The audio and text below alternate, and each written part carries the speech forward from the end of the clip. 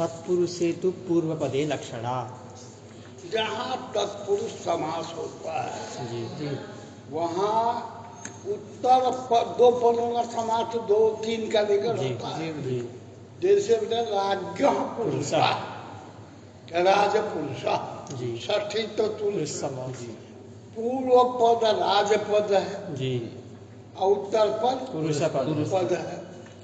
तो उत्तर पद तो वैसे ही रहता जी है ना, रह गया कि वैयाकरणों के यहाँ जी समस्त भी पद हो गया पूरा जी एक, राजपुरुष उसकी शक्ति भी होगी जी और लक्षण जी नैयायिक के मत में पद में लक्षणा होती है, जी समास में न शक्ति न लक्षणा राजपुरुष में कोई शक्ति। तो कैसे बोध होगा जी जब शक्ति लक्षण दोनों नहीं होगा। जी तब कहते हैं कि वहाँ राजपद जो पूर्व पद है जी वो राज संबंधी में लक्षणा कर देंगे, जी है ना। जी तो राजपद का क्या हो गया, राज संबंधी। अब पुरुष के साथ जी दूसरा पद हो गया पुरुष, जी उसका पुरुष पदार्थ अर्थ है जी और दोनों का भेद हो गया। जी तो क्या हो गया, राज संबंध भिन्न पुरुष राज संबंध भिन्न। एक ही भी होता जी। है, इसी के हम सब विचार करेंगे। दूसरा करते हैं कि स्वत्व संबंध विषय आभाषित होता है। जी स्वत्व संबंध है न जी। राज विशिष्ट पुरुष, जी स्वत्व संबंधी न राज विशिष्ट पुरुष। संबंधी में लक्षण करेंगे, संबंधी में स्वत्ववान होगा। जी तो राज संबंध भिन्न जी पुरुष चाहे राज निरूपित स्वत्ववान पुरुष, जी समझे ना। जी ये तरह तरह के शब्द काव्य बोध होते हैं, समझे। जी राजपुरुष जी। ये कौन समास है, ये तत्पुरुष तत्पुरुष हेतु पूर्व पदे लक्षणा। पूर्व पद कौन है, राजन उसकी राज संबंधी में लक्षणा। जी तो क्या बन गया, राज संबंध भिन्न पुरुष। वो संबंधी पदार्थ का जी। दूसरा जो पुरुष पदार्थ है जी उसके साथ अभेद संबंध से अन्वय होता है। जी जी तो राज संबंध भिन्न पुरुष। ये शब्द। हाँ तत्पुरुषे तु पूर्व पदे लक्षणा।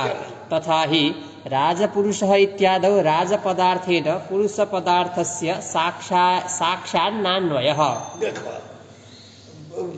दो जो नामार्थ हैं, जी दो जो नामार्थ है, वह बीच में विभक्ति लिए बिना जी अथवा निपातवाचक जी पद बिना जी बोध नहीं होता। जी घोटा घोटा शब्द बोध नहीं या होगा। कोई बोध नहीं हुआ। जी घोटा पटक कहते होंगे, जी अपितु जी घोट पद का सु के साथ जी स्वार्थ क्या है, एकत्व। एकत्व। तो घटवृत्ति एकत्व, चाहे एकत्व विशिष्ट पट, जी एकत्व विशिष्ट पट, जी और दोनों अगर समान विभक्ति का है, जी तब तो दोनों अगर समान विभक्ति है। भेदान्वय बोध होगा। जी घटा भिन्न पटा, जी घटा पटा ऐसा करेंगे जी जैसे नीलो घटक करते हो तो जी। बाकी बताया। जी घट का भेद है, जी घटा भिन्न जी वह भ्रम होगा। घटा पटा ये भ्रम होगा। घटपट नहीं होता है। जी घटा भिन्न पटा यदि बोलो होना है तो ऐसा संभव नहीं है। इसी तरह से है ना, दो नामार्थों का, जी नामार्थ बने प्रातिपदिका, दो प्रातिपदिकार्थों का परस्पर में भेद संबंधेन अन्वय अव्युत्पन्न। चलो जी राजपुरुष इत्यादि राजपदार्थेन पुरुष पदार्थस्य साक्षान्नान्वयः। कहते हैं कोई से राजपुरुष में चलेगा। जी दो ठो नामार्थ है। जी कौन राज और पुरुष। और दो नामार्थों का अन्वय बोध होता ही नहीं। जी दो नामार्थों का अन्वय बोध होता ही नहीं। अन्वय बोध होता ही नहीं। जी। तो राजपुरुष सुनने पर जी कुछ बोध होता है आप लोगों को। क्या जी राज संबंध भिन्न राजा का पुरुष, जी राजभृत्य, जी राजकर्मचारी जब होता है, जी जी कहते हैं जब दोनों नामार्थ ही है, जी। परस्पर अन्वय बोध होता नहीं है। जी। यहाँ कैसे बोध होता है? जी बोध हो रहा है। जी। आपका नियम कहता है कि बोध नहीं है। नहीं नियम होता। कह रहा है बोध हो रहा है। बोध नहीं क्योंकि होता। दो अरे नामार्थों नियम कह रहा है कि बोध होता नहीं, जी अनुभव कर रहा है कि बोध हो रहा है। जी जी तो यहाँ गति कैसे चलेगी? जी। बात समझ में आया? जी। अरे कुछ समझने का भी कोशिश कर रहे हैं। जी गुरु जी। तो यहाँ भेदे अन्वय बोध नहीं होगा। व्युत्पन्न नहीं होगा। तब विप्र में जाएगा। जी। तब इसके लिए जवाब देते हैं। चलिए जी। कि निपात- वहाँ पर जी। पूर्व पद की जी राज संबंधी में लक्षण जी। और राज्य संबंधी पदार्थ का उत्तर पदार्थ कौन है? पुरुष पदार्थ उसके के साथ अभेदेन अन्वय। जी। तो क्या बोल होगा? राज संबंधी अभिन्न पुरुषः। बोला? जी। बस होगा। राजपुरुष इत्यादि राजपदार्थेन पुरुषपदार्थस्य साक्षात् नान्वयः निपातातिरिक्त नामार्थयोः भेदेन अन्वयबोधस्य अव्युत्पन्नत्वात्। नियम है। जी। नियम याद है कोई? जी, जैसे जी, हमें आएगा जी। अच्छा। निपातातिरिक्त नामार्थयोः भेदेन अन्वयबोधस्य मारे हमारे आंख से देख लिए तो याद हो जाएगा। ऐसा नहीं है। निपातातिरिक्त नामार्थयोः भेदेन अन्वयस्य अव्युत्पन्नत्वात्। अर्थ बेटा निपाता तिरिक्त जी। और तिरिक्त माने भेद। जी। कहने का तात्पर्य निपात अन्वय वगैरह हो, जी। चौ वगैरह जी। हो, जी। तो उसके साथ अन्वय हो जाएगा। जी। लेकिन घटस्चा। निपात से अतिरिक्त घट आदि पट आदि जी। प्रातिपदिक पद हो जी। और उनका अर्थ हो तो उसके साथ जी भेदेन भेदेन माने भेद संबंधेन अन्वय से अव्युत्पन्नत्वात्। ये विद्वत विभाग का कह दिया। चलो जी। निपातातिरिक्त नामार्थयोः भेदेन अन्वयबोधस्य अव्युत्पन्नत्वात्। अन्यथा राजा पुरुष इत्यत्रापि तथान्वयबोधः ये स्यात्। वो कुछ समझा था जी, दिमाग गुरुजी। में? जी गुरुजी। राज पुरुष में जी कहने पर राजा का पुरुष जी, ये अर्थ तो होता होता है। है। जी जी और राजा पुरुष कहे तो राजा वो पुरुष है, कि यहाँ क्या बोल होगा? जो राजा वही पुरुष है। कर्मधार है। जो भी होगा जी राजा पुरुष कहने से कुछ नहीं। हाँ। राज पदार्थ का पुरुष पुरुष पदार्थ पदार्थ साथ जी। अन्वय बोध नहीं जी। होता है। जी कोई राजा पुरुष ऐसा प्रयोग नहीं करता। करता है। हाँ? नहीं करता गुरुजी। तो इसलिए सिद्ध हो गया निपात से भिन्न जो नामार्थ जी जी। कौन कौन नाम हुआ? राजा और पुरुष इनका भेदेन अन्वय नहीं होता। अतः कोई राजा पुरुष इस वाक्य का प्रयोग नहीं करते। नहीं आ समझ में। जी गुरुजी। और राज पुरुष समास में हो जाता है। जी तो समास की व्यवस्था अलग बताई दिया। जी हाँ तो वे राजा पुरुष इत्यादि न सोचो। इत्यत्रापि तथान्वयबोधः स्यात्। स्यात् यदि जी। निपातातिरिक्त नामार्थयोः भेदान्वयबोधस्य बोध मानते जी। तो राजा पुरुष में भी बोध होने लगा। व्यवस्था जी। घटो न पट इत्यादौ घटपटाभ्याम नयः साक्षादेव अन्वयान् निपातातिरिक्तेति। एक बात कहा जी। नियम क्या बताया? निपातातिरिक्त नामार्थयोः भेदेन अन्वयबोधस्य अव्युत्पन्नत्वात्। ये काहे को कह रहे? नामार्थयोः जी दो नामार्थों का भेदेन अन्वयबोधस्य नहीं होता। जी यही नियम बना। जी क्या निकाल दो? निपातात्व करते हैं, ऐसा बात नहीं है। घटो न पट। देखो घटा पट में हमने कहा कोई भोज नहीं होगा। बोल दो, क्योंकि दोनों प्रातिपदिक हैं। जी लेकिन जी घटो न पट से घट भी न पट। ये बोध होता है। घट पदार्थ का किसके साथ अन्वय बोध हुआ? नहीं पट के साथ जी। सु एक न पदार्थ के साथ। नहीं। घटो न पट बोध हुआ। कुछ समझो कर जी। बोध हो गया घट भी न न पटः। तो घट पदार्थ का अन्वय किसके साथ? नए के साथ गुरुजी। नया अर्थ है भेद जी। उसके साथ हुआ। जी। अब भेद का आश्रयता संबंध है ना पट में अन्वय हुआ। जी। तो घट विन्याश्रयः घट। भेद अभी न जो है जी वो अभी प्रातिपदिकार्थ है। जी है ना? जी तो आप कह रहे हैं एक प्रातिपदिकार का दूसरे प्रातिपदिकार्थ के साथ अन्वय नहीं होता। तो कैसे जी घट रूप जो प्रातिपदिकार्थ है इसका नए रूप प्रातिपदिकार्थ के साथ अन्वय हो गया होता है जी। अनुभव सिद्ध है जी। इसलिए उन्होंने कहा कि निपातातिरिक्त नामार्थयो जी निपात के साथ एक नामार्थ का अन्वय तो हो जाता है जी। लेकिन निपात से अतिरिक्त नामार्थ है जी। तो निपात यहाँ है न जी। उसके साथ राज का अन्वय हो सकता है जी। लेकिन दूसरा जो निपात जो पुरुष है जी उसके साथ राज का साक्षात अन्वय नहीं होगा। समझ में आया जी। बढ़िया जी गुरु जी। ये बेटा समझ जाओगे विद्युतिवाद समझ जाओगे जी। क्या चलो घटो न पट इत्यादौ घटपटाभ्यां नयः साक्षादेव अन्वयान् निपातातिरिक्तेति नीलो घटः इत्यादौ नामार्थयोः अभेद संबंधेन अन्वयाद् भेदेन इति। कौन नियम क्या बनाया याद है निपातातिरिक्त नामार्थयोः भेदेन अन्वयः भेदेन हटा दे बाबा जी। का कोई दे निपातातिरिक्त नामार्थयोः अन्वय बोधस्य व्युत्पन्नत्वात् यही कही नहीं आ रहा जी आ गया कोट नहीं देखो नीलो घटा वाक्य है जी।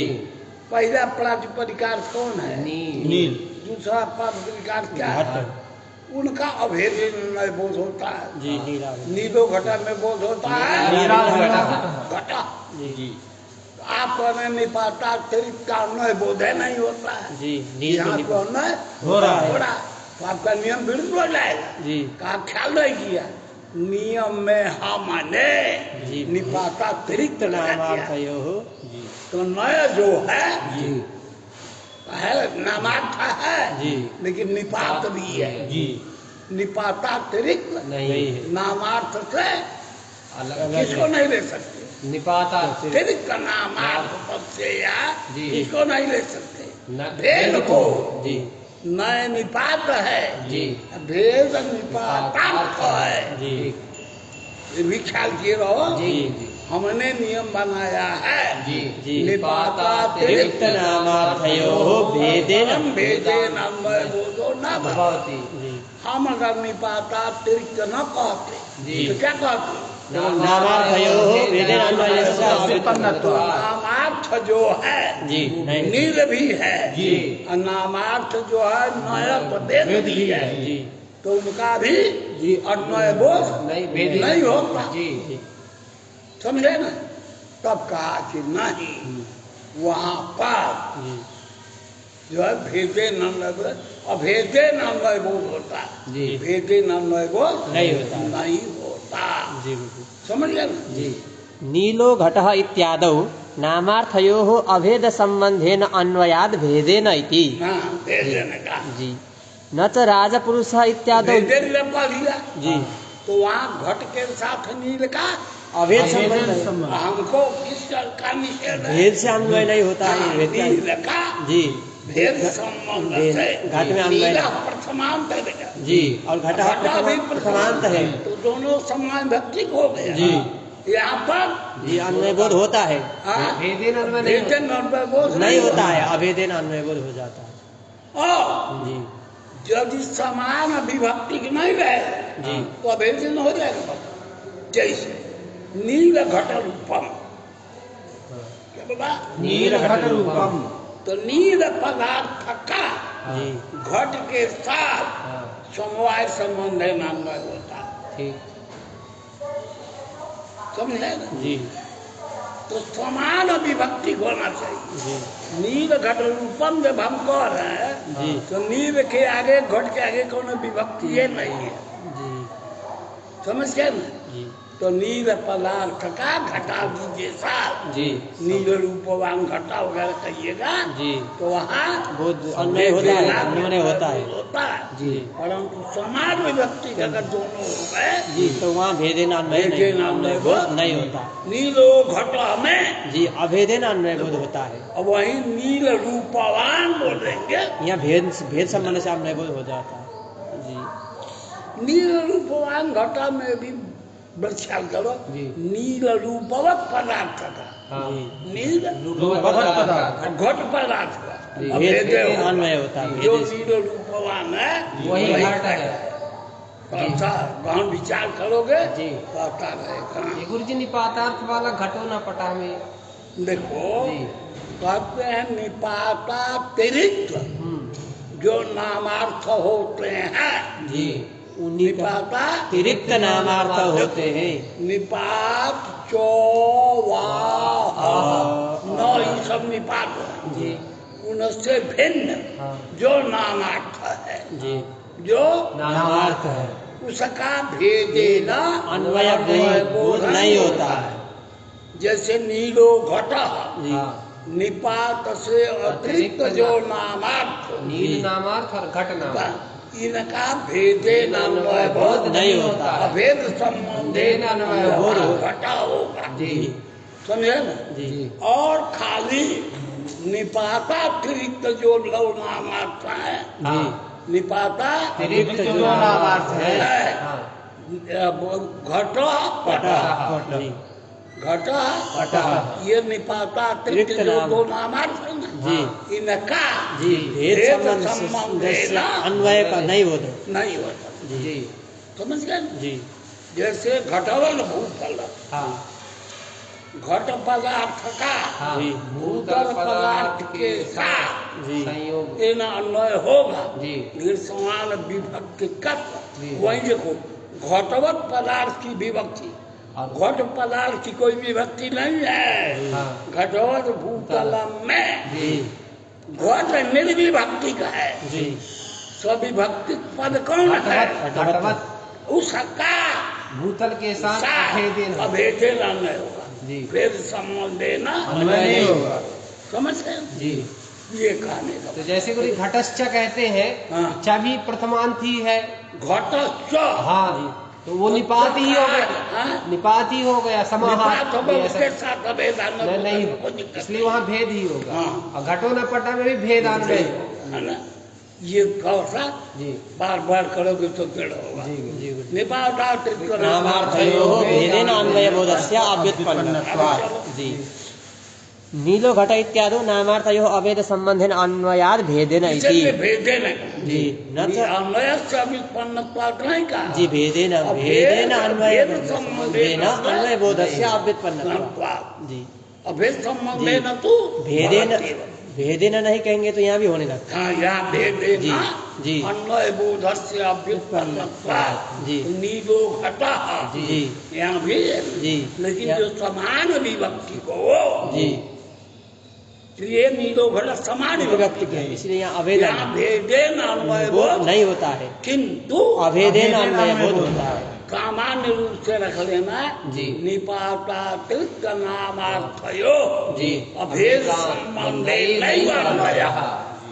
जी। क्या निपातातिरिक्त नामार्थयोः अभेद संबंधेनैव अन्वयः। एव कारार्थ से जी। न भेद संबंधे न जी। ये चरितार्थ हो जाता है। जी हाँ। न च राजपुरुषः इत्यादौ लुप्त विभक्तेः स्मरणं कल्प्यमिति वाच्यम्। कहते हैं ऐसा है जी। कि राज पुरुष में जी न जी हम वह संसर्ग जी राज पदार्थ का पुरुष के पास जी। ऐसा कर राज पदोत्तर षष्ठी थी। जी राज्य पुरुषः राजन राज पुरुष। था हाँ। का समास में लोप हो गया। जी है ना? सुपोधान जी उस लुप्त विभक्ति का हम स्मरण करें। स्मरण करें। अनुभव तो नहीं हो सकता, जी। विनष्ट हो गई। जी। लेकिन अनुभूत पदार्थ का भी स्मरण होता है। जी। स्मरण होने का मतलब कि मस आ गया, हाँ। मस स्मृत हो गया। जी। समझ गए ना? जी। अब मस का संबंधित्व में लक्षण कर देंगे।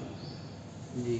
गस्पति। हाँ, संबंधित्व में लक्षण कर देंगे। तो राज निरूपित जी। संबंधितावान पुरुषः ये हो जाएगा, है ना? जी। ऐसा बोध हो जाएगा। हो जाएगा। राजपदस्य जी। क्या कर सकते? न च राजपुरुषः इत्यादौ लुप्त विभक्तेः स्मरणं कल्प्यमिति वाच्यम्। गज विभक्ति। उसका स्मरण कल्पना कर लेंगे जी तो स्मृत हो गया, पदार्थोपस्थिति हो गई जी तो उपस्थित हो गया राजपद से जी राज राज जी पदार्थ से राज जी और लुप्त विभक्ति का ग्रस्त। नासी का जी उससे पदार्थ आ गया जी, संबंध, जी, या संबंध जी संबंध आ गया जी और पुरुष पद से पुरुष आ गया जी तो राज संबंधवान पुरुषा ये शब्द बोध होगा जी। समझ में आ रहा है? जी। प्रत्येक पद का जी लुप्त विभक्ति का दो पद तो है ये राज जी राज पद जो लुप्त एक नस पद जो है जी गस स्वत्व या संबंध का वाचक जी गुण नहीं है जी। तो उसका स्मरण स्मरण करेंगे करेंगे जी तो इस तरह से जी राज संबंधवान जी पुरुषा का राज निरूपित स्वत्ववान जी पुरुषा जी। यह वाक्यार्थबोध हो जाएगा। हो जाएगा हाँ। जी न च राजपुरुषः इत्यादौ लुप्तविभक्तेः स्मरणं कल्प्यम् इति वाच्यम् अस्मृतविभक्तेः अपि ततो बोधोदयात्। कहते हैं देखो भाई कोई जरूरी नहीं है हाँ कि राज पुरुषा जी ये वाक्य सुना जाए हाँ और लुप्त विभक्ति का स्मरण किया जाए। संधान किया जी जी तभी शब्द बोध होगा ऐसा कोई नियम नहीं है वाक्य को सुनते ही हाँ है ना जी। राज संबंध भिन्न पुरुष शब्द बोध बोध हो जाता है जी और स्मृत विभक्ति जी जिस विभक्ति को नस विभक्ति का लोप हो गया है पुरुष को जी नस विभक्ति का स्मरण नहीं हुआ उस पुरुष को भी जी बोध होता राज है पुरुषा जी यह शब्द सुनकर जी राज संबंध भिन्न पुरुषः राज ये शब्द बोध होता है जी अतः स्मरण भी स्मृति विभक्ति का करने की जरूरत नहीं है नहीं है जी अपितु राजपद की राज संबंधी में लक्षणा लक्षणा करेंगे अभिरंग जी अस्मृत विभक्तेः अपि ततो बोधोदयात् तस्माद् राजपदादौ राजसम्बन्धिनी लक्षणा न च पुरुष तस्य च पुरुषेण सह अभेदान्वयः जी राजपद की बात जी राज संबंध में लक्षणा करेंगे वो पुरुष पद से उपस्थित कौन रहा है पुरुष पदार्थ पुरुष पदार्थ और उसका अभेद संबंध है ना राज संबंधी का पुरुष के साथ तो अभेद राज संबंध भिन्न पुरुषः है ना जी द्वन्द्वे तु धवखदिरौ छिन्धि इत्यादौ धवः ये हो गया खदिरश्च भैया तत्पुरुषः आज पढ़ा रहे मर्म है जी गुरुजी लक्षणा क्या कौन है का चल रहा है प्रकृति में हो कलिए से गुरुजी वाक्य में लक्षणा नहीं होती है ये आया था सत्य भाव सत्य भाव वाक्य में जी लक्षणा नहीं होती है इसलिए लक्षणा जिनमें जिन पदों की शक्ति होती है जी पदों में लक्षणा लक्षणा भी होती है जी तो समास में जी तत्पुरुष बहुव्रीहि बहुत से समाज पड़ता है जी। उसी प्रकरण में जी तत्पुरुष समास में जी। कहाँ कैसे लक्षणा हो रही है जी, उसको। ये बताने जी कि कौन बड़ा पाप लग जाएगा कि जी। पहले मकबई भाव समझ लेंगे कंदाल समझ लेंगे फिर बहुप्री कर लेंगे और बाद हाँ। तो याद रहे तो कौन पातक लग जाएगा नहीं लगेगा। यही कर्म कौन कौन कर्म हो गया कि जी।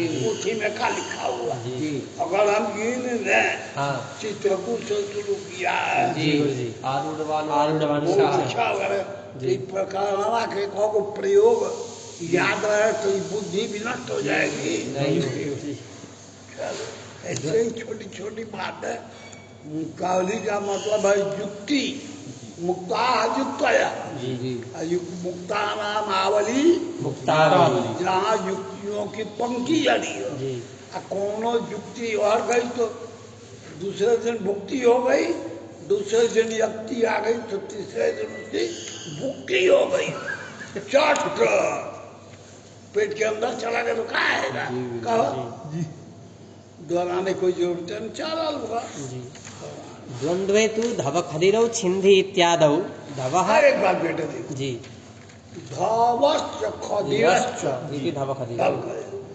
रामश्च श्यामश्च इति रामस्य यहाँ पर राम और श्याम जी प्रकृत्यर्थ होते हैं जी राम श्यामौ करके जी राम और श्याम वही बोधित होगा जी तो सत्य अर्थ को छोड़कर जी लक्षणा मानने की आवश्यकता।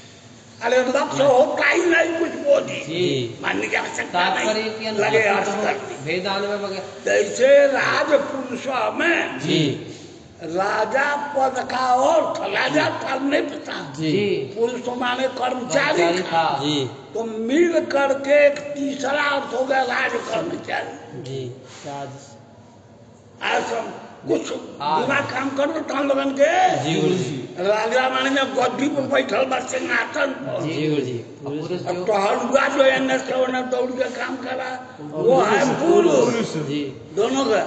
और राज पुरुष माने राज कर्मचारी। जी। एगो तीसरा अर्थ कुछ दिमाग तक बुझा था जी, जी। जो सामान्य पुरुष से बोधित नहीं होता। सिपाही जी सामान्य पुरुष कौन सिपाही का बोध नहीं नहीं होता, होगा। राजपुरुष का राजा कहने से भी नहीं नहीं होता। होता। राज कर्मचारी कहेंगे तो तभी सिपाही का बोध होगा। पुलिस। जी नेपाल में क्या कहते हैं सिपाही? पुलिस, पुलिस, हाँ? पुलिस। पुलिस कहते हैं। तो वो सब जो है जी राजपुरुष से कैसे हुए तो समाज की अलग शक्ति कल्पना करो। जी प्रत्येक पद की शक्ति से काम नहीं चलेगा। आरूढ़ रहो। जी आरूढ़ चढ़ाई जी बानर माने वाह। दो हाथ बोलते आदमी दियो बंदा। जानवर जी। समझ आता है। जी और दोनों से अलग हो गए वृक्ष। चढ़ा हुआ बानर। चढ़ा ये और कुछ विलक्षण हो रहा है। जी तो जो विलक्षण अर्थ बोधित होता है वो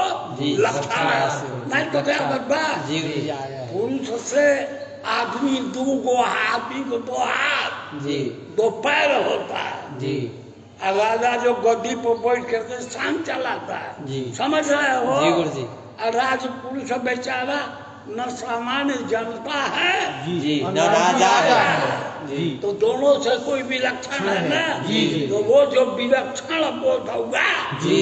लक्षण से ही आया और कौन उपाय है। जी तब उन्होंने कहा वो लक्षण नहीं से काम चल जाता है। जी घटक पद की लक्षणा करके जी घटक पद की लक्षणा वाक्य की न तो शक्ति है न लक्षणा है। समझ में आया। जी गुरु जी ये सब विचार किया लेकिन जैसे तत्पुरुष में जी घटक पदार्थ की अपेक्षा कोई विलक्षण पदार्थ वर्षित हुआ। जी अव्ययी भाव में भी भाषित हुआ। जी समझ गए। जी तो वहां तो लक्षणा वगैरह कल्पना करनी पड़ेगी। जी लेकिन द्वंद्व में जो प्रकृति द्वंद्व में घटक पदों का जो अर्थ है जी समुदाय अर्थ के वह समूह जी। है वही अर्थ जी। समास से भी जी बोधित हो होता रहा है। जी रामश्च श्यामश्च जी ये बिना समास के था जी। उसका क्या अर्थ है। राम राम और श्याम रामश्याम कहेंगे। राम श्याम यही तो जो अर्थ जी समास के पहले था जी। वो समास के बाद आ गया जी तो वहाँ लक्षणा मांगने की आवश्यकता नहीं है। भगवान जी अपने गीता में लिख चुके हैं। जी समासों में मत द्वंद्व समास द्वंद्व तो सामासिक द्वंद्व अपना अस्तित्व रखता है। जी इसलिए लक्षण नहीं। समझ गया जी नहीं आया समझ। जी द्वंद्वेतु जी। न लक्षणा। जी द्वन्द्वे तु धवखदिरौ छिन्धि इत्यादौ धवः खदिरश्च विभक्त्यर्थ द्वित्व प्रकारेण बुध्यते। देखो धव खदिर धव का पेड़ होता है चंदन में भी कहते हैं। और खैर तो जानते हैं पक्का पान वान देखे हैं। जी कत्था पान में लाल सा लगा देते हैं। कत्था गुरु हाँ कत्था कहते हैं। हाँ कत्था उसको करते हैं। वो खैर वही जी सब गवाह तो वो पेड़ का है धव भी और खदिर भी। कहा धव खदिर छिंदी द्वय के छेदन का जी धव खदिर दोनों काट लिया जी है ना। तो यहाँ पर धव का भी बोध हो गया खदिर का भी बोध और उससे अतिरिक्त किसी वस्तु का बोध नहीं होता है। तो द्वंद्व में कोई लक्षण नहीं करना। हाँ, चल जी धव द्वन्द्वे तु धवखदिरौ छिन्धि इत्यादौ धवः खदिरश्च विभक्त्यर्थ द्वित्व प्रकारेण बुध्यते दोनों तत्र न धव भी लक्षणा। बोधित होता है खदीर भी खदिरो जो औ है ना जी। वो द्वित्व बोधित कहलाता है। जी द्वितीय न रूपेण जी धव भी बोधित हो जाता है, खदीर खदिर भी भी बोधित होता है अतः द्वंद्व में न लक्षणा न लक्षण। जी अतः तत्र न लक्षणा न च साहित्य लक्षणा इति वाच्यम कहते हैं तुम बड़ा पकड़ो दो कुछ समझते रहे। धव खदिरो जो चिंधी है जी द्वंद्व करने से जी एक जगह पर रहने वाले धव खदिर को काट लिया हो जंगल से धव काट लिया और उस जंगल से खदिर काट लिया तो धव खदिर छिंदी प्रयोग नहीं होगा नहीं समझ रहा कुछ दिमाग से। भिन्न भिन्न जगह है, भिन्न भिन्न जगह पर यदि विद्यमान है साहित्य नहीं बन पाएगा। तो वहां पर द्वंद्व समास नहीं होता। जी जहाँ पर जी वहाँ धवम छिंदी खदिर धर्म छिंदी हो। और धव खदिरऊ छिंदी जी जो वह प्रयोग वही होगा जी जहाँ पर दोनों एक आश्रय में रहेंगे, रहेंगे, साहित्य होगा दोनों का। साहित्य होगा। जी तो द्वंद्व जहाँ होता है जी वहाँ साहित्य। साहित्य जरूर होता है। जी तो द्वंद्व की भी जो है जी साहित्य में लक्षणा मान ले जी जी सहवर्तिनो जी जी धव खदिरो छेदनं कार्य जी ये साहित्य है। जी कहते हैं कि तो से राम कृष्ण उपास्य जी राम हो गया सतयुग में, कृष्ण हो गया द्वापर में, साहित्य कहाँ से आएगा? जी तो साहित्य शून्योरपि जी द्वंद्व से दर्शन। जी जी जो पदार्थ साहित्य से नहीं थे उनमें भी द्वंद्व होगा द्वंद्व होता है। जी द्वंद्व दर्शना जी द्वंद्व तो इसलिए द्वंद्व का जी द्वंद्व लक्षण या साहित्य अर्थ है ऐसा नहीं है ऐसा नहीं ले सकते नहीं कह सकते। जी आप ही लगाए तो साहित्य में भी हो जाएगी कोई आप। साहित्य का बोल तो होता ही है। जी एक जगह पढ़ने वाले सभी हैं, हाँ सब में साहित्य है, जी द्वंद्व होगा। हाँ लेकिन जरूरी नहीं नहीं है है कि साहित्य हो ही। एक जगह रहने वालों में ही द्वंद्व हो। जी भिन्न भिन्न जगहों में रहने वालों का भी साहित्य समास बोध होता है। न च साहित्ये लक्षणा इति वाच्यम साहित्य शून्योरपि द्वंद्व दर्शनात् साहित्य से जो शून्य है जी। उनमें भी द्वंद्व की उपलब्धि होती है। जी चल न च एक क्रियान्वयित्व रूपम साहित्यम अस्ति इति वाच्यम कहते हैं देखो यार साहित्य शून्य में द्वंद्व नहीं होता। जहाँ द्वंद्व होता है जी वहाँ कोई न कोई साहित्य साहित्य जरूर होता है। हाँ एक साथ क्रिया जहाँ किया जाए जी राम श्यामौ पटता जी राम श्यामौ पठितः हाँ, ये प्रयोग करते हैं। तो ये द्वंद्व हुआ। जी तो एक ही क्रिया में जी दोनों का अन्वय दोनों करता है।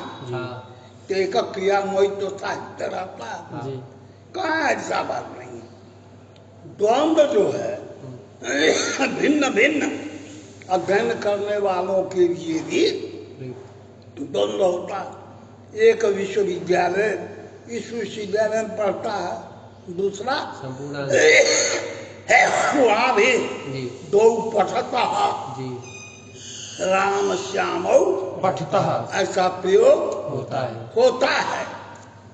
तो ये कहना जी जी कि साहित्य जहाँ हो वहीं ही द्वंद्व होता है ऐसा कोई नियम नहीं है। साहित्य शून्योरपि रपि द्वंद्व दर्शना। दर्शना समझाया। जी गुरुजी न च एक क्रियान्वयित्व रूपम साहित्यम अस्ति इति वाच्यम क्रिया भेदेपि धवखदिरौ पश्य छिन्धि इत्यादि दर्शनात् देखा भी दिया धव खदिरौ पश्य छिन्धि अच्छिन्धि हाँ यहाँ क्रिया भिन्न भिन्न है। जी धवम पश्य पश्य क्रिया भी है, और दर्शन क्रिया क्रिया भी क्रिया भी। भी द्वंद्व हुआ। जी तो ये कोई नियम नहीं है। जहाँ एक क्रिया नहीं तो वही साहित्य होता है ऐसा नहीं जी एक क्रियान्वयित्व रूपम साहित्यम अस्ति न च एक क्रियान्वयित्व रूपम साहित्यम अस्ति इति वाच्यम क्रिया भेदे भी धवखदिनो पश्य छिंदी इत्यादि दर्शनात् साहित्यस्य अननुभवाच्च।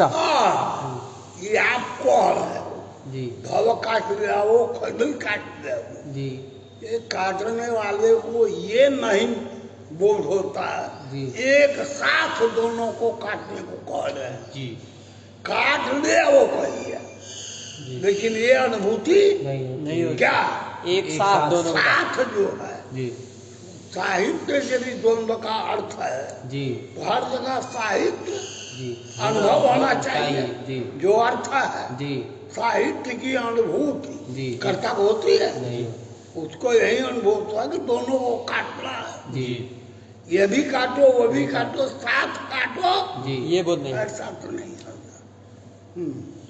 अतएव राजपुरोहितौ सायुज्य कामौ यजेयाताम् इत्यत्र लक्षणाभावात् द्वन्द्वः आश्रीयते। देखो भैया राज्ञा पुरोहितौ राजपुरोहितौ तो ये संभव है ना जी गुरु जी। षष्ठी हाँ जी। तत्पुरुष से। तो राज संबंधी जी। राज्य पुरोहितौ करोगे जी षष्ठी का अर्थ संबंध तो राज संबंधी नौ जी पुरोहितौ पुरोहितौ यजे याताम यज्ञ करवाना जी उन्हीं के द्वारा ऐसा प्रयोग करने पर राजपद की ये कौन समाज हुआ ये तो सबसे पुरुष तो ऐसा समाज करने पर राजपद की जी राज संबंधी में लक्षणा करनी पड़ेगी। नहीं समझ रहा है तो लक्षण कर और राज पुरोहित न करेंगे जी राजा द्वंद्व के राजा राजा पुरोहितश्च राज पुरोहित करे जी क्या लक्षणा मानने की आवश्यकता नहीं करनी पड़ेगी। जी राजा राज स्वतंत्र न का बोलो जी पुरोहित दोनों स्वतंत्र यज्ञ कराम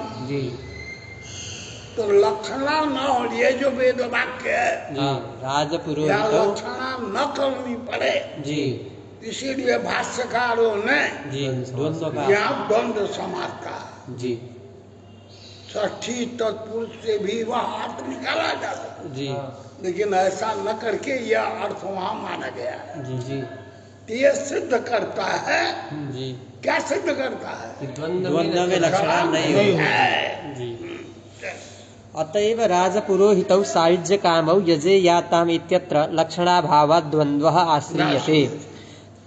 तस्मात् साहित्यादिकं नार्थः साहित्यादिक द्वंद्व समास में अर्थ नहीं है। किंतु वास्तव भेदो यत्र तत्र द्वन्द्वः। द्वंद्व का नियम है जो पदार्थ जी परस्पर में भिन्न भिन्न है जी उन्हीं का द्वंद्व समास एक आदमी का हाँ दो तीन नाम है जी। तो वो द्वंद्व नहीं होगा तीन मिलकर नहीं बोला जी क्योंकि एक ही वास्तव है। एक ही है जैसे नील और घटा में हाँ द्वंद्व समास द्वंद्व नहीं होता। नहीं होगा जो नील है वही घट है जी समझे न जी। नीलस्य घटस्य नील घटा ऐसा नहीं होता है है ना नील घटौ तो नीलस्य तो घटा होता है। जी न च नील घटयो अवेदः इत्यादि कथमिति वाच्यम्। कोई बात बता यार तुम हाँ। तो बौरा हो जी गुरु जी यू कह रहे हो हाँ कि जो भिन्न भिन्न है उन्हीं का द्वंद्व होता है द्वंद्व होता है हाँ जो अभिन्न है उनका द्वंद्व पर नहीं होता है ये तो बताओ नील घटयोर अभेदा लोग प्रयोग करते हैं करते हैं। क्या समास होगा नीलः घटः नीलश्च सौ घटश्च नहीं नहीं। अच्छा नीलश्च घटश्च इति नीलघटौ नील तयोः नीलघटयोः। अच्छा द्विवचन होगा जी। नीलश्चासौ घट कहने पर नहीं आएगा जी कंधारय करने जी नील घटयो लौकत तो है जी तो नीलस्य घटस्य नीलघटौ तयोः तयोः नीलघटयोः। नीलघटयोः। जी अब आप कहते हैं कि जो अभिन्न पदार्थ हैं जी उनका उनका द्वंद्व नहीं होता भेद होता है जी तो जो नील है वही घट है जी अभिन्न पदार्थ नहीं समझ रहा जी समझ रहे हैं जो गुरु। नील है वही घट है घट है जी तो भिन्न भिन्न हुए नहीं अभिन्न तो पदार्थ नील और घट में द्वंद्व समास होगा नहीं जी लेकिन प्रयोग होगा। अन्य समास होगा तो नील घटा बनेगा जी नील घटयो कैसे बनेगा बिना द्विचान कैसे होगा जी यहाँ कैसे होगा समझ में आया जी गुरु जी बुद्धि तो निर्णय बच जा जी गुरु जी समझ गए। न च नीलघटयोः अभेदः इत्यादौ कथमिति वाच्यं तत्र नीलपदस्य नीलत्वे घटपदस्य घटत्वे लक्षणा।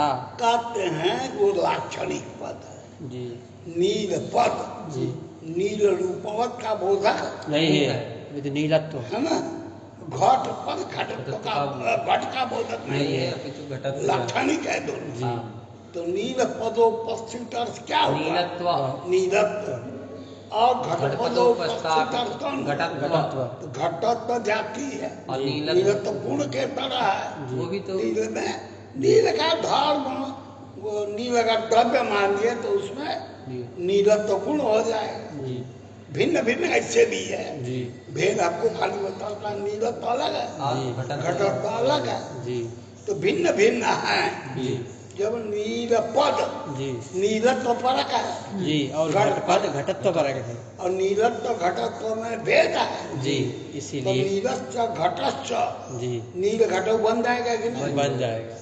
नीलत्व जो परक है जी और घटत्व परक है। जी जी नीलत्व और घटत्व भिन्न भिन्न है। जी तो भिन्नों का द्वंद्व द्वंद्व होता होता है। है। जी जी तो नीलश्च घटश्च नील घटक ये द्वंद्व हो गया भिन्न होने का। का द्वंद्व तयो और नील घटयो जी। तो प्रयोग की अनुपत्ति नहीं होगी। नहीं हो गया। जी न च नीलघटयोः अभेद इत्यादि कथमिति वाच्यं तत्र नीलपदस्य नीलत्वे घटपदस्य घटत्वे लक्षणा। अभेद इत्यस्य च आश्रयभेदः इत्यर्थः। आश्रयाभेद आश्रयाभेद इत्यर्थः। भेद पर जी आश्रयाभेद से नीलत्व की जी जी और उपस्थिति जी जी और घटत्व से घटत्व की उपस्थिति। है ना। और अभेद के साथ अन्वय करने के लिए जी आश्रय नीलत्व घटत्व भयाश्रया जी अभेद एक जी नील घटयो अभेद।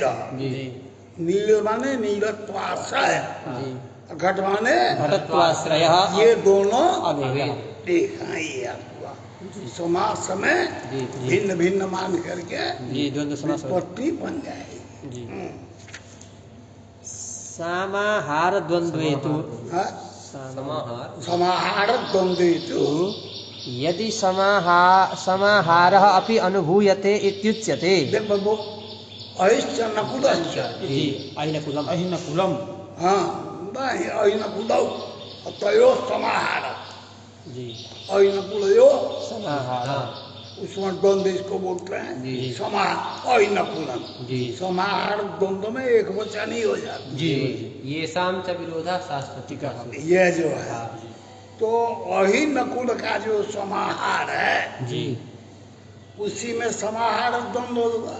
जी प्रयोग बना अहिनकुलम। अहिनकुलम उसका अर्थ जो है जी समाहार है। जी समझ गए? ठीक और आप कहते हैं समास में कोई अर्थ नहीं है, जी हाँ? तो अहिनकुल वो आप कहते हैं अहिनकुल की न शक्ति है, अच्छा वाक्य होने से हाँ हाँ और न तो लक्षणा है तद घटक जी। जो नकुल नकुल पद है उसी की नकुल अहिनकुल समाहार में लक्षण है। जी ठीक पूर्व पद कौन है? अहि वो तात्पर्य ग्राहक जी जैसे वहाँ कबीरायाम व्याम घोषा में गंभीर पदम जी तात्पर्य ठीक, वही रास्ता हाँ क्योंकि यहाँ समस्या खड़ी हो गई। जी क्योंकि वाक्य हो गया अहिनकुल अहिनकुलम पद से समाहार बंद करने पर जी अहिनकुल समाहार अर्थ बोधित होता है, हाँ जो कि वही पद का अर्थ नहीं है। और नकुल अहिनकुल समाहार जी। और न नकुल पद का अर्थ नहीं इसका है मतलब समास वाक्य का ही अर्थ हाँ जी अहिनकुल अहिनकुल मानना पर समाहार जी लक्षण होगा। जी कहा नहीं मानते समास में घटक जो विशेष वाचक पद है जी नकुल पद जी उसी उसका की अहिनकुल समाहार में लक्षणा करेंगे अहिपदम तात्पर्य ग्राहक। नहीं आया समझ में बाकी लो। समाहार द्वंद्वेतु यदि समाहारः अपि अनुभूयते एक बात, इत्युच्यते। अहि और नकुल वही बोधित हो रहा है, कोई लक्षण वगैरह नहीं मानने की जरूरत नहीं नहीं है। यदि अहिनकुलम कहने पर जी समाहार का की भी अनुभूति हो रही है। सर्वानुभव सिद्ध है जी। तब तदा तदा अहिनकुलम इत्यादौ परपदे अहिनकुल समाहार नकुल नकुल पद उसकी जो है लक्षणा जी परपदे अहिनकुल समाहारे लक्षणा पूर्वपदम तु तात्पर्य ग्राहकम है अहि तात्पर्य ग्राहकम न च भेरी मृदंगम वादय इत्यत्र कथम समाहारस्य अन्वयः। वो आपको एक बात बताओ, आप भेरी मृदंगम समास कर सकबा जी गुरु जी का भेरी च मृदंगश्चालयो समाहार प्राणितुर्यंग सेनानां भेरी मृदंगम जी अतयो समाहार भेरी मृदंगम ये व्याकरण करने के रट्टू को पट्टू सुगा निया बोल कर से कुछ सुनना है। अरे ऐना बोला मैं समझा हर जगह समझते ना भेरी च तयो समाहार भेरी मृदंगम ये बनता है, समझ गए। तो यहाँ पर भेरी मृदंग तो समस्त पद हुआ, जी उसकी न तो शक्ति है लक्षणा क्या कैसे होगा बोध होगा समझे ना। जी तब कहते हैं कि मृदंग पद मृदंग पद की भेरी मृदंग समाहार में लक्षणा करेंगे और भेरी पद तात्पर्य ग्राहक। अब बताओ वो गड़बड़ हो गया। क्यों उनका जो समाहार है जी यानी इकट्ठा होना, जी वो इकट्ठा बचता नहीं है, भेरी बचता है भेरी और मृदंग समाहार में बचता है। समाहार में जी वादन क्रिया का अन्वय कैसे होगा जी। तुमने तो तरीके से बता दिया, वहाँ तो ठीक है दोनों का समाहार जी बोधित हो गया, जी। दोनों वहाँ हैं। जी लेकिन भेरी मृदंगम वादय, भेरी मृदंग शब्द से जी तुम्हारे यहाँ बोधित क्या हो रहा है उसी तरकीब से भेरी मृदंग समाहार समाहार इकट्ठा, जी। इकट्ठा कौन पदार्थ है जिसको जो बजाना है। न भेरी बजाना है न मृदंग बजाना है उसके एक समाहार को बजाना तो समाहार के साथ बजता नहीं है, जी। नहीं आया चल। जी न च भेरी मृदंगम बाधा इत्यत्र कथम समाहारस्य अन्वयः। जी अपेक्षा बुद्धि विशेष रूपस्य तस्य वादना संभवात् इति वाच्यम्। समाहार क्या है, एक जगह होना, जी। अयम एक अयम एक अयम एक जी जो सुन अयम एक अयम एक जो समाहार है हाँ। वो द्रव्य और संख्या के तरह है, हाँ। उसमें वादन क्रिया होगी नहीं है ना। समाहार रूपस्य वादना संभवा जी अपेक्षा बुद्धि विशेष रूपस्य तस्य वादना संभवात्। समाहारस्य वादना अपेक्षा बुद्धि विशेष अयम एक करके अलग अलग जो अपेक्षा होती है गुण पदार्थ हो गए वही है। जी तस्य वादना संभवात् इति वाच्यम् परंपरा संबंधेन तदन्वयात्। क्योंकि हाँ। गुण में क्रिया नहीं परंपरा रहती। संबंधेन परंपरा संबंध जी गुरु अर्थात वह जो वादन समाहार है जी वो वृत्तित्व है, स्ववृत्तित्व। जी वादन जो क्रिया है वो तो भेरी और मृदंग में हुआ संजोगादि, और उसका संबंध जो है जी विषयता संबंध जी समाहार, तो परंपरा संबंध न समाहार में भी अन्वय संबंध है। परंपरा जी स्वाश्रय वृत्तित्व, जी वादन क्रिया का आश्रय कौन हुआ, वादन क्रिया का भेरी और मृदंग मृदंग हुआ, और तद्वृत्ति तद्वृत्तित्व समाहार में। समाहार में था।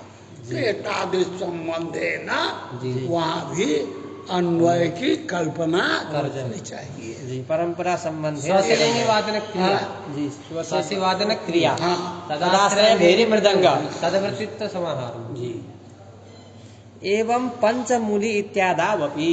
इसी तरह से जी, पंचमूली जाल तो है पंचानां मूलानां समाहार इति पंचमूली आपको जी। गाजर मुरई प्याज जी। है ना?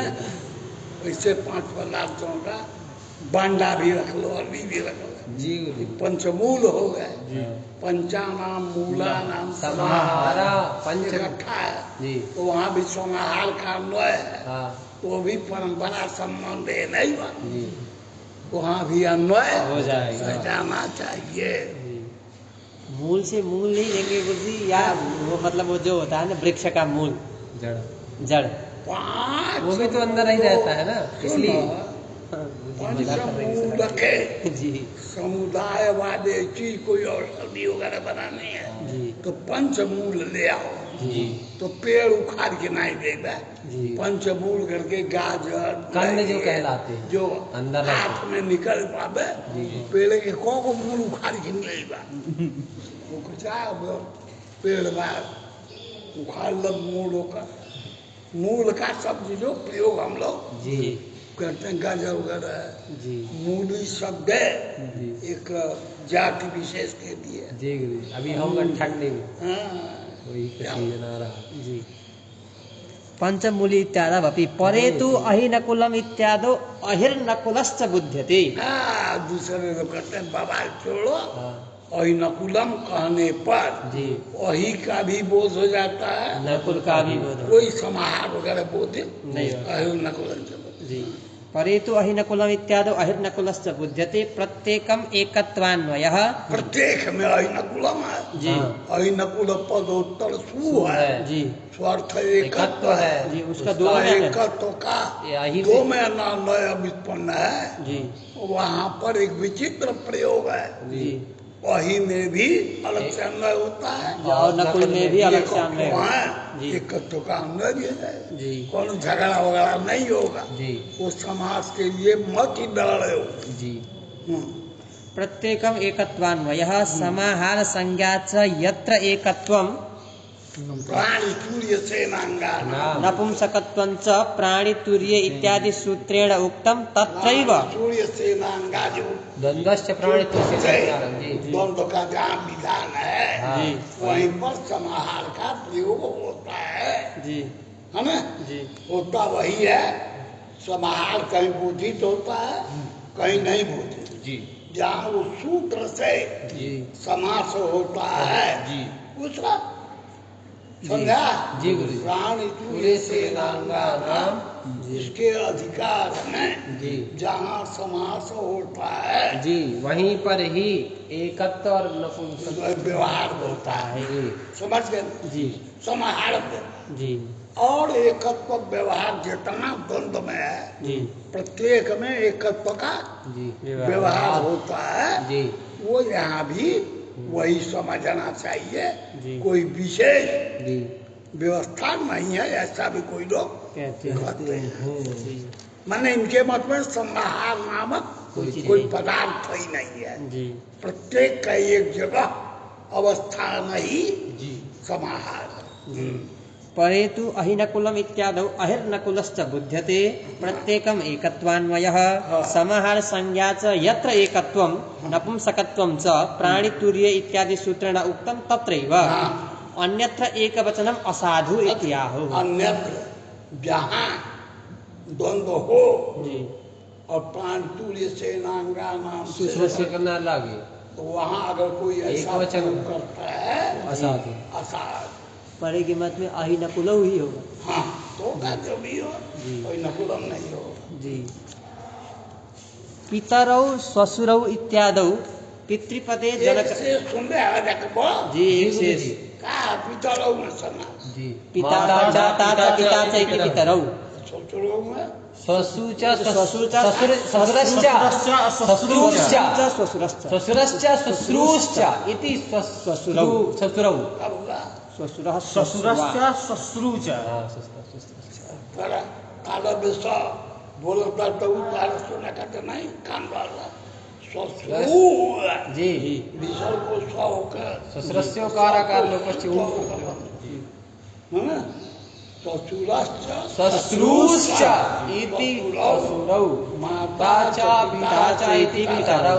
एक से समासित जी करते हैं। माता जी। पिता तो वह और पितरों करके जी गुरुजी है ना अपने अपने माता माता पिता पिता का बोध होता है। स्वजन को और ससुर करके जी। ससुरौ करके अपनी पत्नी के माता पिता का माता पिता का बोधक बोधक है, जी। उसी में सब कुछ रहा। चलिए पितरौ श्वशुरौ इत्यादौ पितृपदे जनक दंपत्योः श्वशुरपदे स्त्री जनक दंपत्योः लक्षणा। समझ में आ गया? जी गुरुजी। सास ससुर हिंदी में बोलते हैं, जी माता या बाबू जी एवं अन्यत्रापि। इसी जगह जी। एक से इस समाज की कहानियां खत्म करने जा रहा था। जी गुरुजी। इस सब जगह समाज में कहने का मतलब निष्कर्ष हमने बताया कि समस्त जो वाक्य है जी उसकी न तो शक्ति है न लक्षणा है। घटक पदों की शक्ति जी और लक्षणा से ही जी निर्वाह हो जाता है। वाक्य जो समास से बनता है, जी वाक्य जो समाज से बनता है। न वो सत्यार्थ का बोधक है, न लक्षणा है। अर्थ का बोधक। समझ में आया बात? जी गुरुजी। हाँ। एवं अन्यत्रापि घटः इत्यादौ न लक्षणा घटत्वेन रूपेण नाना घटोपस्थिति संभवात्। घटा जी प्रयोग बोलते हैं। घोटो कोने पे एगो घड़ा बोली तो जी घटा कहने से अनेक घट घटा कहने से घर समझेगा कि दू झोंका समझेगा बहुत दो सारे बहुत सारे कि बहुत पौने वाला कोई शब्द नहीं है। हाँ। कहाँ से बहुत घड़ा आया जी तो वहाँ पर लक्षणा न क्या है? घटः इत्यादौ न लक्षणा न लक्षणा घटा नहीं होगा यार, घटा घटः इत्यादौ न लक्षणा घटत्वेन रूपेण नाना घटोपस्थिति संभवात्। एक घटक तो धर्म जो है जी, जैसे एक घट का उपस्थापन कराएगा जी वैसे ही घटत्वेन रूपेण नाना समस्त घटों का बोध करा देगा। जी घटत्वेन एक घट भी उपस्थित होता है जी और नाना और नाना घट भी। तो उपस्थित घटा में लक्षण माने घटों में ना ये सब करने की कोई जरूरत नहीं है। कर्मधारय स्थले तु नीलोत्पलम इत्यादौ अभेद संबंधेन नील पदार्थ उत्पल पदार्थे प्रकारः। हाँ कोई नीलन चतुर्पल पलम जी जहाँ कर्मधारय होता है जी विशेषण वाचक पद का जी अभेदे न विशेष वाचक पद में अन्वय हो जाता है। जी। तो अपनी अपनी शक्ति अपना अपना पूरे नीलोत्पल का कोई अर्थ नहीं अपितु नील से नील पदार्थ उत्पल से उत्पल पदार्थ और दोनों का संबंध अभेद अभेद। ये भाषित होता है। जी तो वहाँ भी लक्षण मानने की आवश्यकता नहीं नहीं है। कर्मधारय स्थले तु नीलोत्पलम इत्यादौ अभेद संबंधेन नील पदार्थः उत्पल पदार्थे प्रकारः तत्र च न लक्षणा अतएव निषादस्थपतिं याजयेत् इत्यत्र न तत्पुरुषो लक्षणापत्तेः किन्तु कर्मधारयः लक्षणाभावात्। निषादस्थपति जी याद है जी ये वैदिक प्रयोग जी है ना। जी निषादों के स्थपति को हाँ। यज्ञ कराते जी है ना। तो निषाद स्थपति जब कर रहेंगे जी है ना। स्थपति क्या होता है? अरे स्वामी हो मालिक जी मुखिया नेता जी राजा जौन कुछ का जैसे निषाद राजगुरु। हाँ सभापति जी अपने गांव के जो होते जी हैं समझ गए। वो है ना। बाबा लोगों का महामंडलेश्वर जो सभापति जी हो गया जी ये सब स्थपति पद है। जी तो निषाद स्थपति में याद है जी है ना। यहाँ पर निषादा नाम स्थपति निषाद स्थपति ये समास को जी। अगर मानेंगे जी लक्षणा करनी और निषाद स्थापतिश्च कर्मधारय नहीं करेंगे करना। मानने की करना नहीं मानना नहीं पड़ेगा। ये कर्मधारय मानते हैं हाँ जी। तत्पुरुषो न अतएव निषाद स्थपतिं याजयेत् इत्यत्र न तत्पुरुषः लक्षणापत्तेः किन्तु कर्मधारयो लक्षणाभावात्। लक्षणा नहीं होती है। जी हाँ, इसीलिए निषाद स्थपति में कर्मधारय से भाष्यकारों ने कर्मधारय से अरे बताया है तो पुरुष वहाँ पर नहीं किया। दोनों अर्थ हो सकता है हाँ परंतु लक्षणा कल्पना करने में गौरव है। और सत्य अर्थ बोधन करना आसान आसान है। जी। इसीलिए हम ऐसा प्रयोग करते हैं। जी जी गुरु जी। न च निषादस्य शंकर जाति विशेषस्य वेदानधिकाराद याजना संभव इति वाच्यम। निषादस्तु महाशूद्र, जी निषाद महाशूद्र, जी वो वेद का अधिकारी तो है नहीं नहीं। होता। ऐसे या कराएगा तो यह कैसे कराएगा? जी। कहीं क्या करेंगे? ये सब वेदांत बंड लिखता है, लिखने के अनुसार जी निषाद भी वेद ये का जन का अधिकारी है, जी वेदाधिकारी है, ये वाक्य आ जाता है। क्या करे? न च निषादस्य शंकर जाति विशेषस्य वेदानधिकाराद याजना संभव इति वाच्यम। निषादस्य विद्या प्रयुक्तेः ततएव कल्पनात्। हाँ, तो निषाद तपत नहीं आ जाए। जी ये जो वाक्य है वेद, जी यही प्रमाणित करता है जी निषाद भी जी तदधिकारी है। वेदाधिकारी है। जी। निषादस्य विद्या प्रयुक्तेः ततएव कल्पनात्।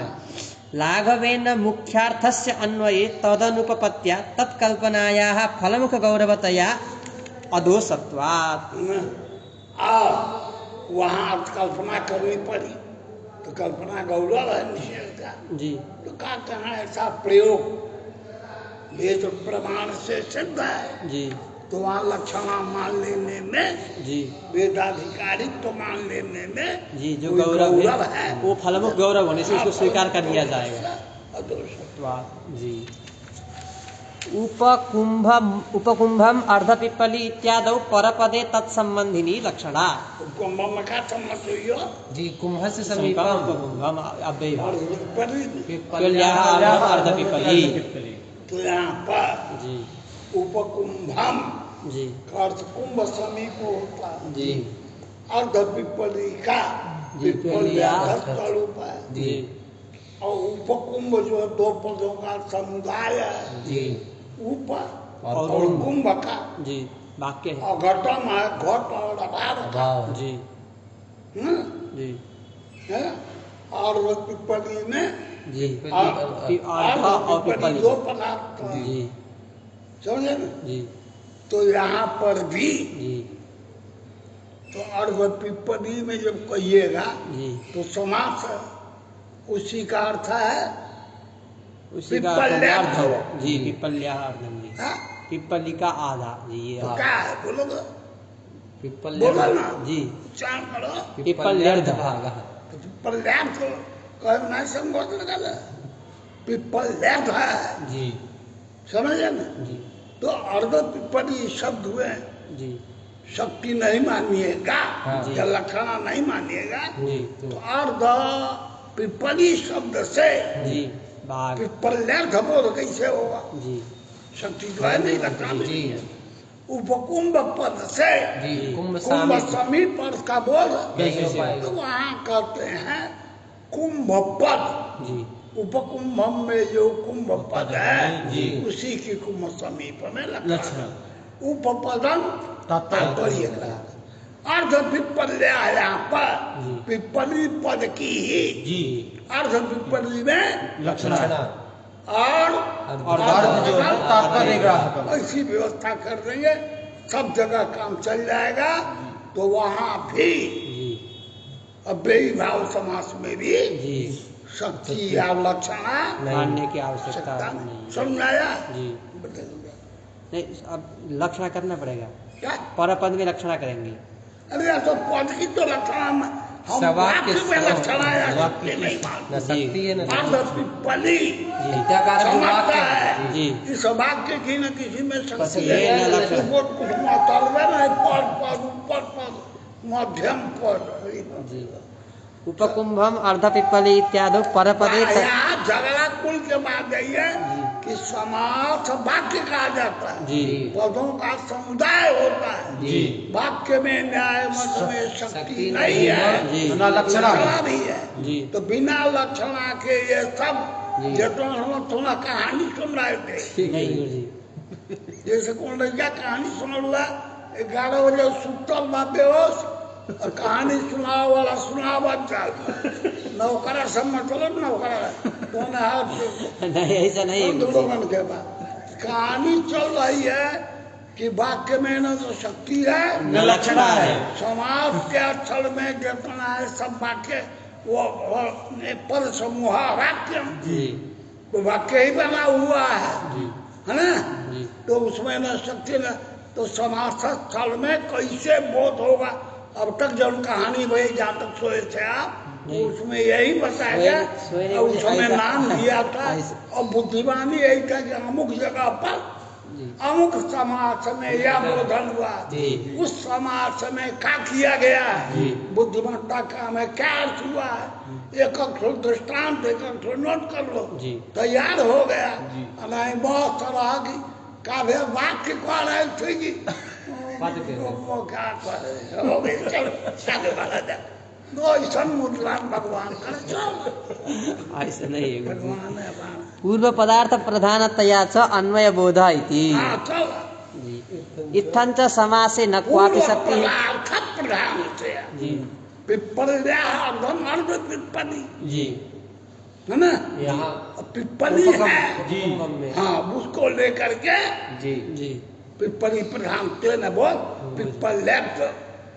बोध कराए ना जी तो अर्ध पिप्पली था जी। प्राधान ने आधा बोध कराना है जी। पिप्पल था जी पिप्पली की प्रधानता नहीं भाई अर्ध की प्रधान- अर्ध की प्रधानता भाई जी इसीलिए लक्षण करें उपकुंभ जी पूर्व पद उप है जी तदर्थ सामीप्य है जी। उसी की प्रधानता कुंभ सामीप्य अर्थ इस हुआ जी गुरुजी पूर्व पदार्थ हो गया उप जी तदर्थ है समीप समीप समी जी। वही उपकुंभम से बोधित बोधित होता होता कुंभ समी जी तो पूर्व पदार्थ प्रधान हो गया कि नहीं जी पिप्पल अर्धम अर्ध पिप्पली का जी तो पूर्व पदार्थ क्या है पूर्व पदार्थ अर्ध अर्ध है जी उसी की प्रधानता से जी पिप्पल बोधित होता है जी। आधा जी। अर्ध पिप्पली नहीं बोधित जी होता। जी जी पिप्पली लैंध का बोधित। अर्थ ये बोल रहे ये पूर्व पदार्थ प्रधानतया बोध जी। आज समझ में जी, जी। चलो पूर्व पदार्थ प्रधानतया अंच अन्वय बोध इति इत्थं च समासे न क्वापि शक्ति इस पद प्रकार शक्ति से हमने निर्वाह बता दिया समाज में कहीं भी शक्ति नहीं है शक्ति नहीं है जी पद शक्ति पद शक्ति व निर्वाह सब जगह पद में समास घट की जो पद है उनके सत्यर्थ का विचार करके शब्द बोल सिद्ध करना आगे समझ में हो गया अब आसक्ति वगैरह हाँ? आसक्त